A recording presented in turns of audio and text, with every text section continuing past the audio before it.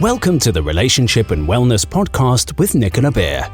Nicola runs transformational breakthrough programs for individuals and couples and has several award-winning audio programs.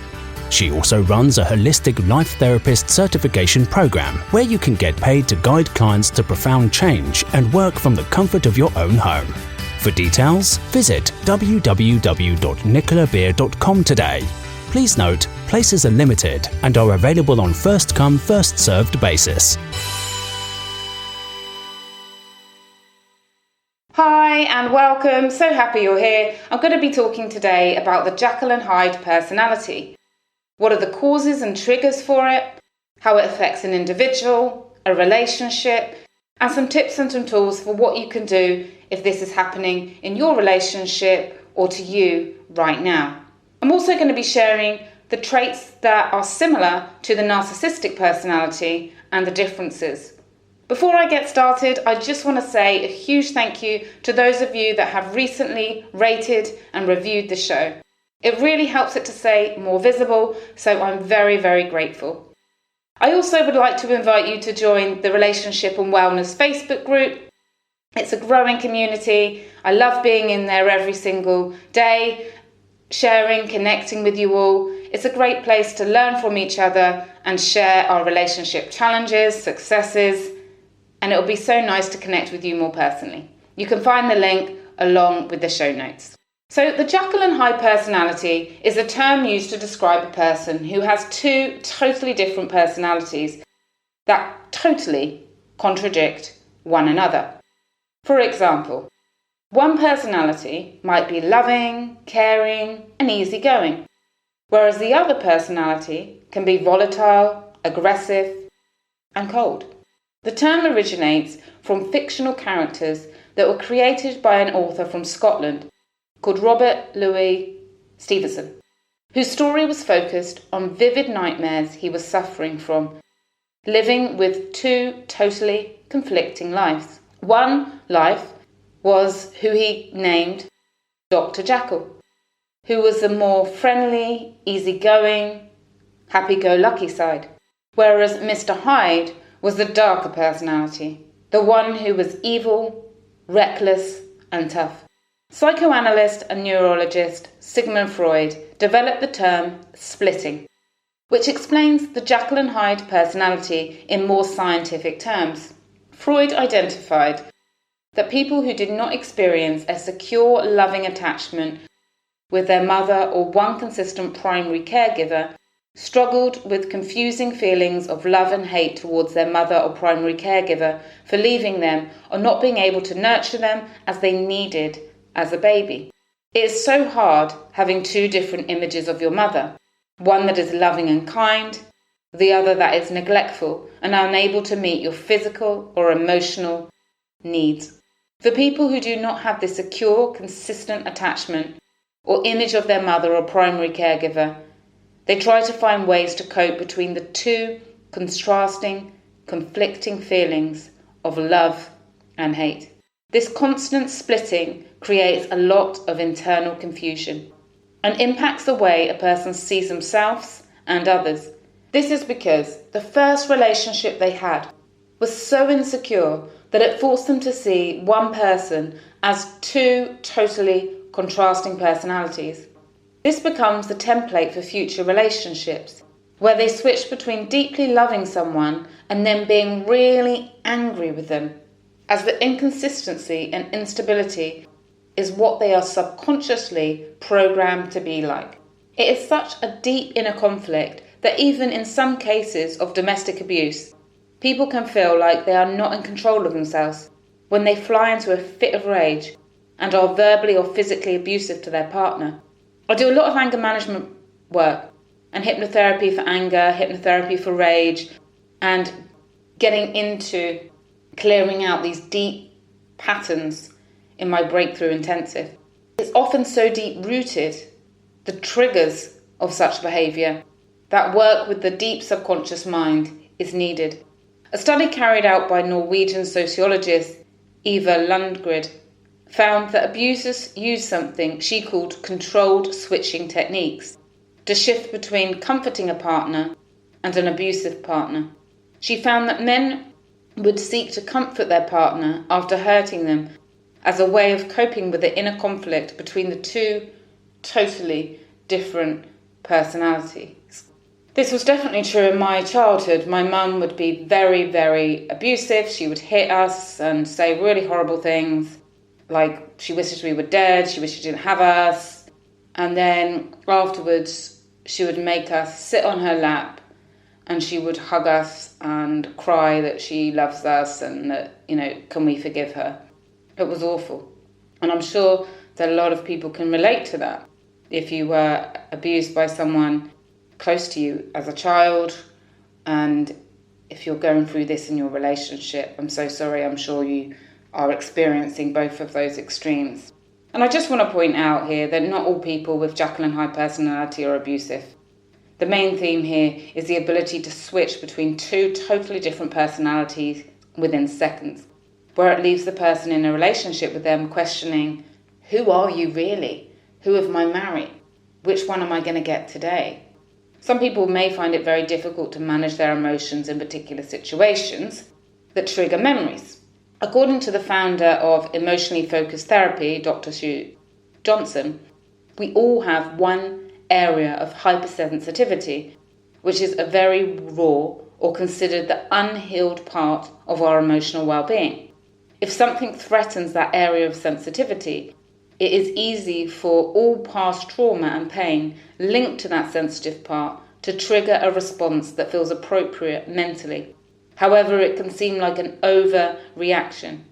This is different to the Jekyll and Hyde personality and is more related to an unhealed trauma and pain. So that's really the difference I'm trying to highlight here. Some people have unresolved trauma from their childhood. They may have not had a great childhood. And when things happen in their relationship, when things happen in their life, that unhealed trauma triggers a negative response. That's one area, and that's not the Jekyll and Hyde. For the Jekyll and Hyde personality, this is where somebody can just switch with no outside trigger, with no visible trigger at all.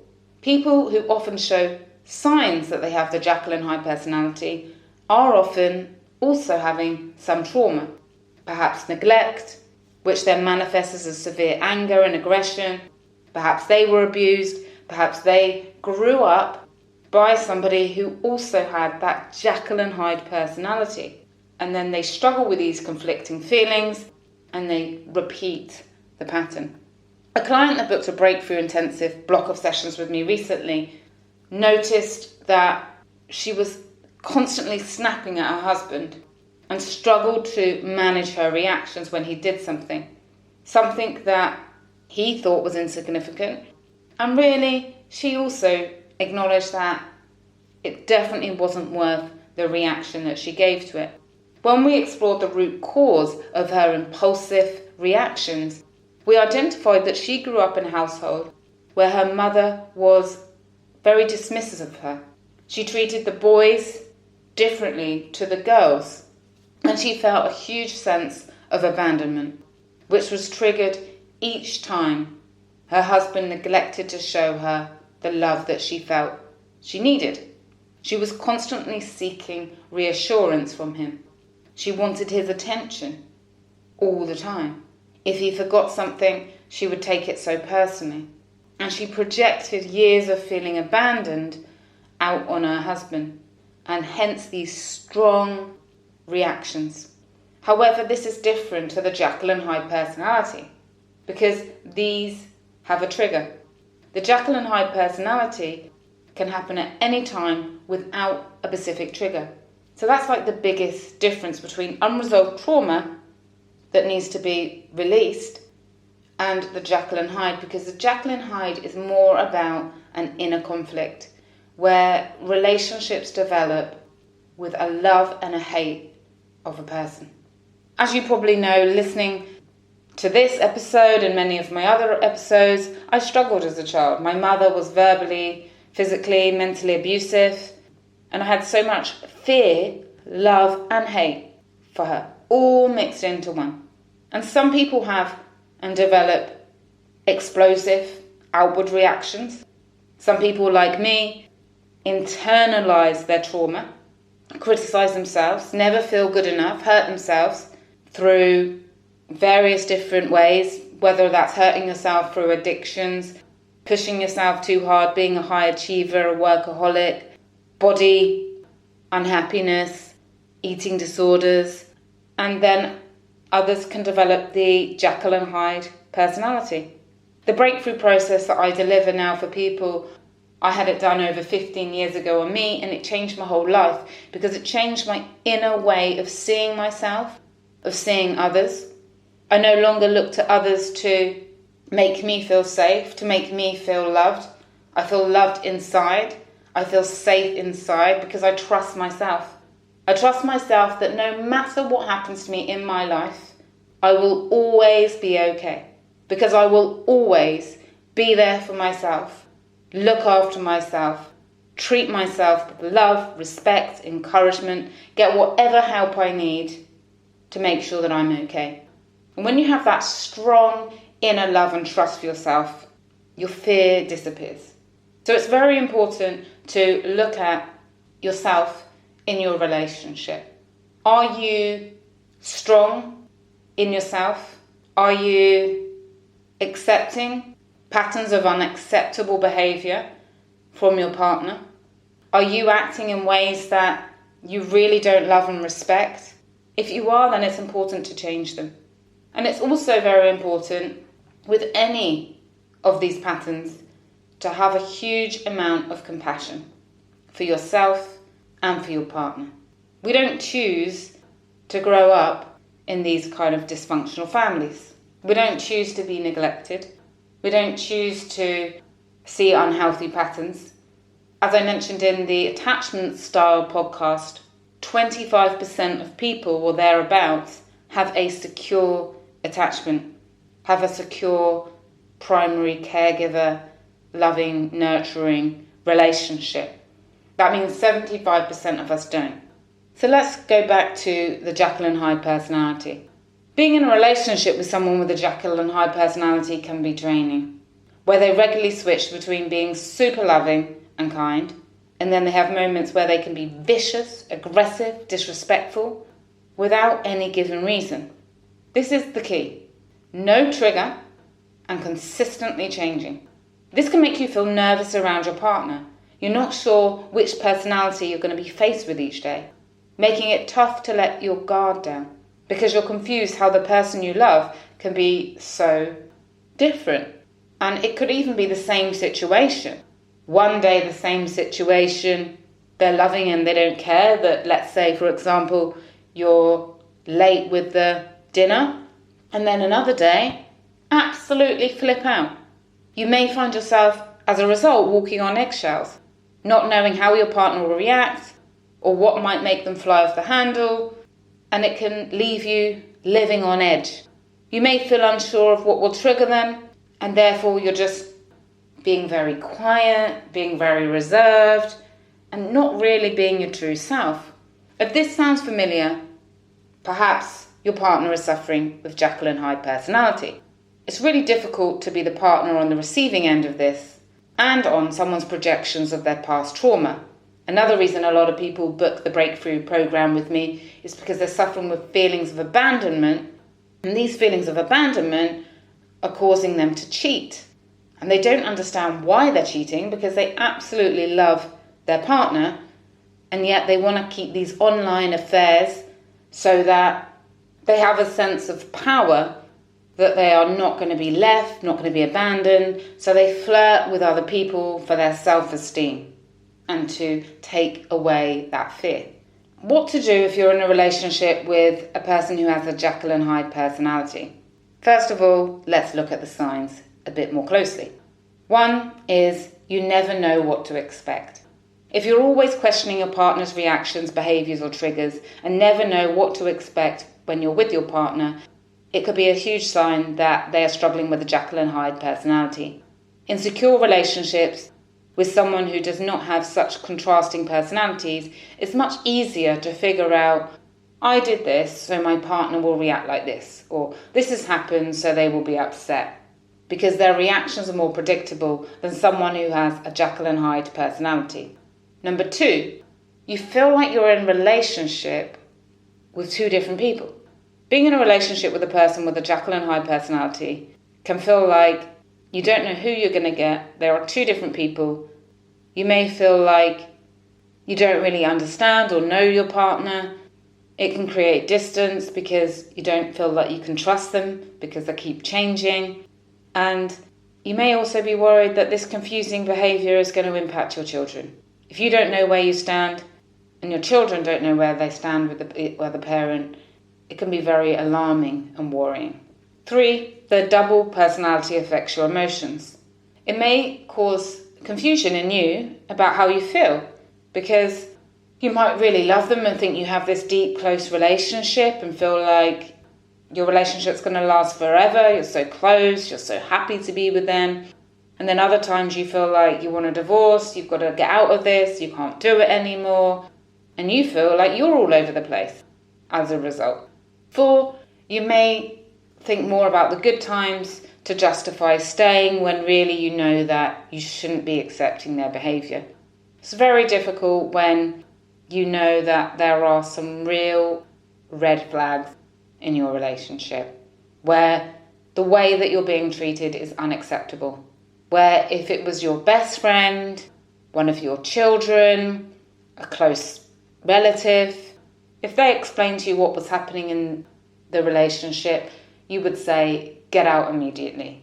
Leave, protect yourself, it's not acceptable. And you find yourself justifying staying. You find yourself remembering only the good things or repeating the good things that they do to justify the unacceptable behaviour. And this can be very draining and confusing, you going through that inner conflict as well. If you believe you're in a relationship with someone who has a Jekyll and Hyde personality and you want to explore ways to improve your situation, to reconnect on a deeper level and to change the cycle of behaviours and patterns, then I'm going to share a few things that I take couples through that can really help.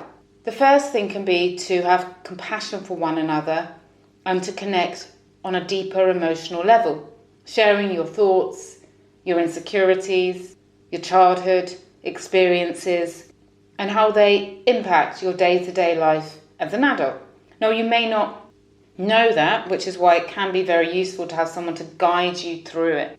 But with compassion, with honesty, with love and support, and this opening up can really help bond a couple and learn how to overcome triggers when they come. A lot of people, unfortunately, come to my relationship program because there is an emotional disconnect, where they feel that their partner is emotionally distant. If your partner won't talk or go anywhere near your emotions or their emotions, of course it's going to be a lot more challenging, and you definitely need to explain and share the benefits of this with them. You can also look at the triggers and find solutions. There's no point in going over the past. There's no point in going over your earlier experiences or patterns that are happening in your relationship without any solutions.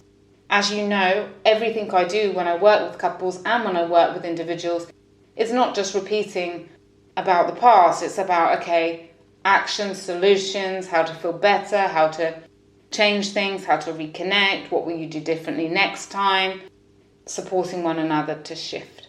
The next is looking at how you can work together to, if things come up, resolve things quickly, rather than letting things escalate into an alarming level. So perhaps getting agreement from your partner if you feel like they're being aggressive and angry, sharing with them in the moment, asking them what they need. Sometimes it can work for couples to take like a time out, saying, you know what, I'm going to remove myself from this situation, leave them to it, take a break before things escalate, go for a shower or a walk, nip to the shops, get some milk, coffee, whatever it is, and give them that time to then think about, I've just switched into the other side of myself that I don't like. If you're doing anything to contribute to that, sometimes people can really push their partner when they're in that negative side of their personality, and then this can escalate. So looking at yourself as well can be very important, and noticing any patterns together that you can avoid. Sometimes it could be with the wider family, sometimes it could be with alcohol, sometimes it could be with all these other external things that can make things worse. And until you work at the deep root of the issues, avoiding patterns, behaviours, substances that are going to make the situation worse.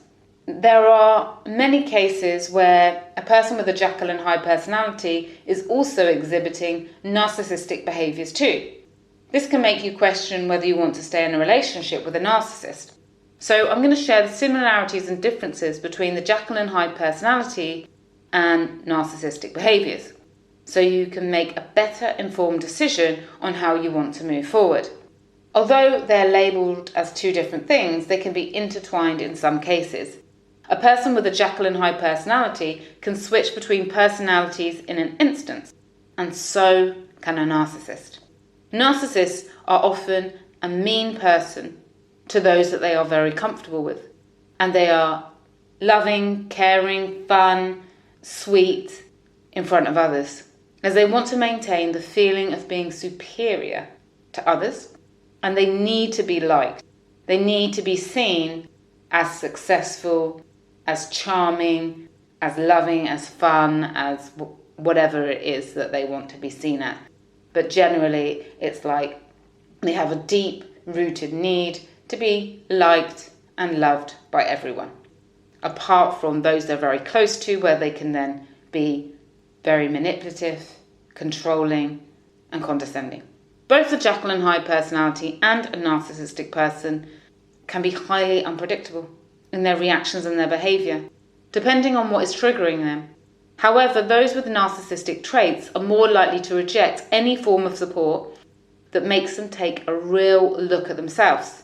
So many people come to me concerned that they are in a narcissistic relationship, or they want to get help for their relationship, and their partner refuses because they're so scared. They're so scared that me as a relationship counsellor or other relationship counsellors will put the light on them. They have a huge fear that they're going to be shamed, they're going to be told off, which is why it's so important to make sure that people feel comfortable with the person that they're going to work with. And realise that, I'm not here to judge anyone. Who am I to judge? I'm here to guide and give solutions and support and actions to move forward, to change the thinking, to change the behaviour, to change the dynamics in the relationship, to make it more loving and supportive. And that's what you need to look for when you're working with someone. Often a person with a Jekyll and Hyde personality, they may be more open to getting support for themselves, getting support for the relationship.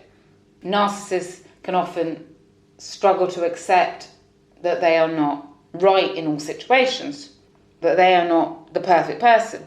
And again, they can sometimes want to put on a show, even to their relationship counsellor, life coach, whoever they seek, and they can't handle being seen as the wrong person, and that's why they avoid any form of help.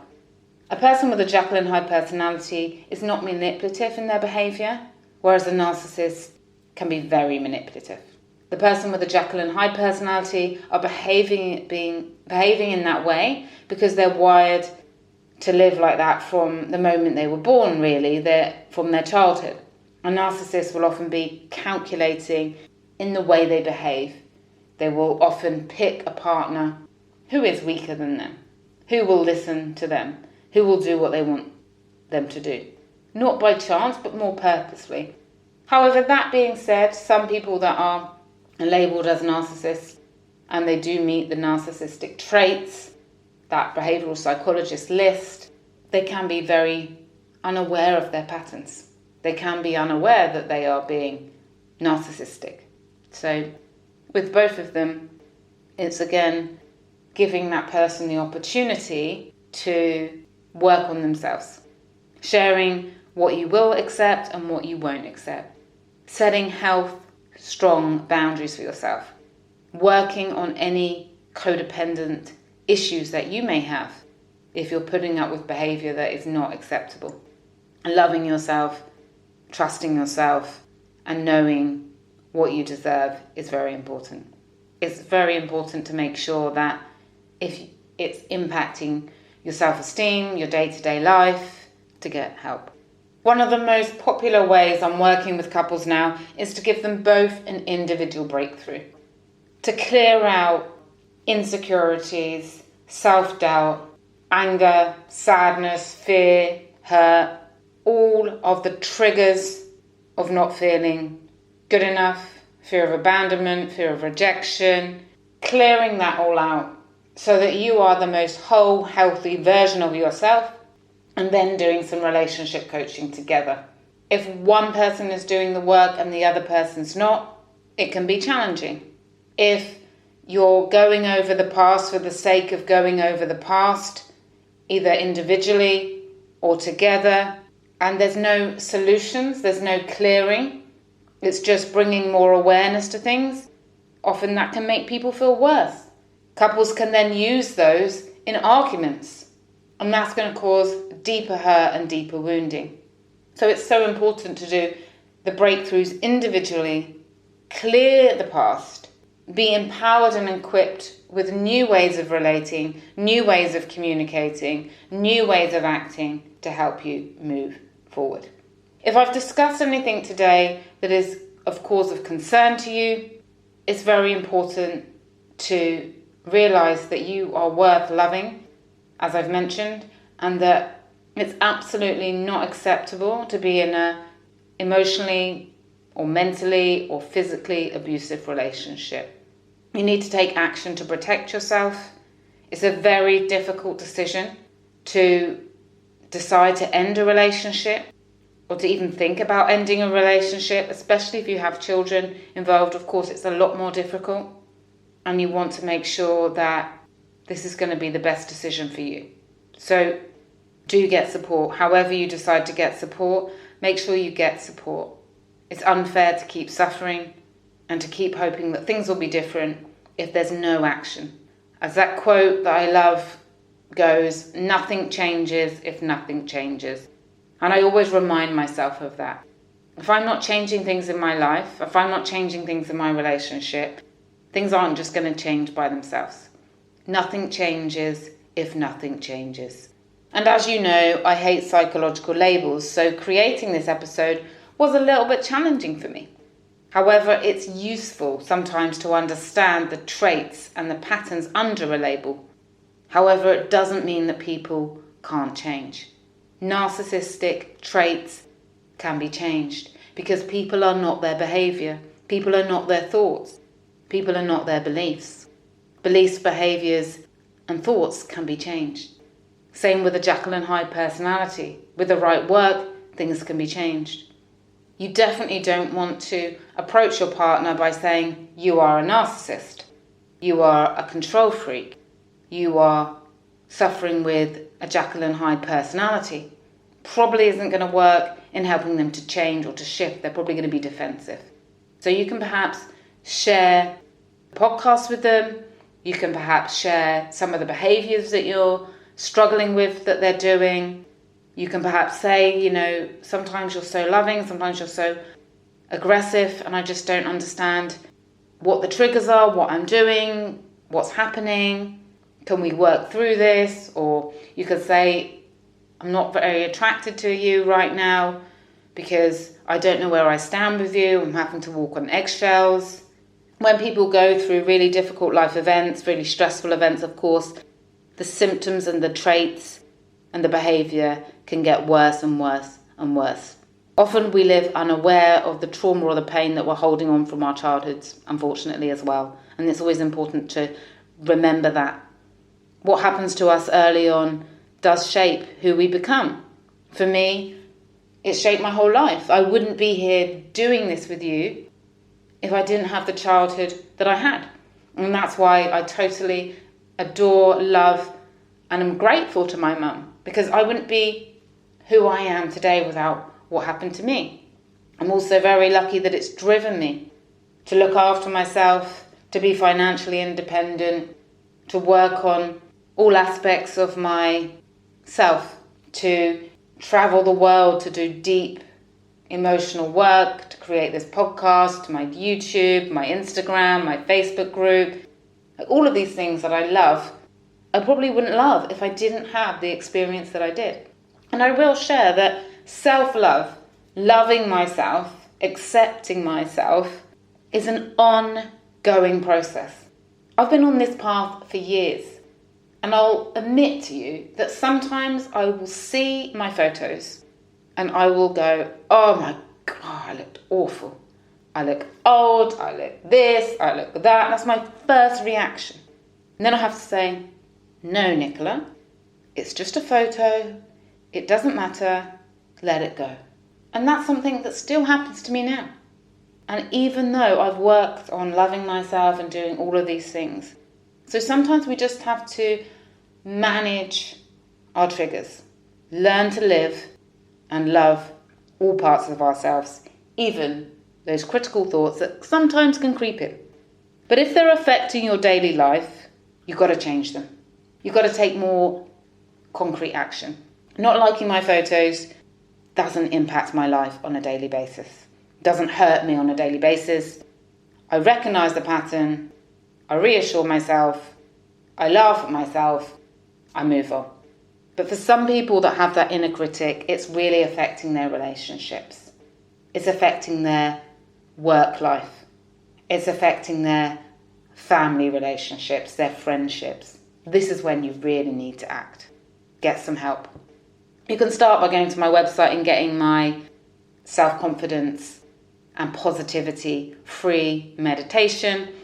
It's my best one, and it's there to really help you change your thoughts. Because if we change our thoughts at the subconscious level, listen to it every night for 3 weeks, you're going to start to feel better. Don't believe me? Give it a go. It's free. What have you got to lose? And also, please do join the Facebook group. I know I've mentioned it at the beginning, and it's because I really love the vibe.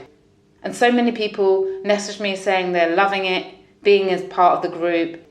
They love how honest and open and raw people are. It's like a special place. And it's growing, and I'd love for you to be part of it. From my heart to yours, thank you so much for listening. Take care. Bye. Thanks for listening to the Relationship and Wellness Podcast with Nicola Beer. If you are interested in finding out more about becoming a holistic life therapist, would like to get Nicola's mentorship directly, or check out the award-winning audio programs, visit www.nicolabeer.com today. Subject to availability, a wait list may apply.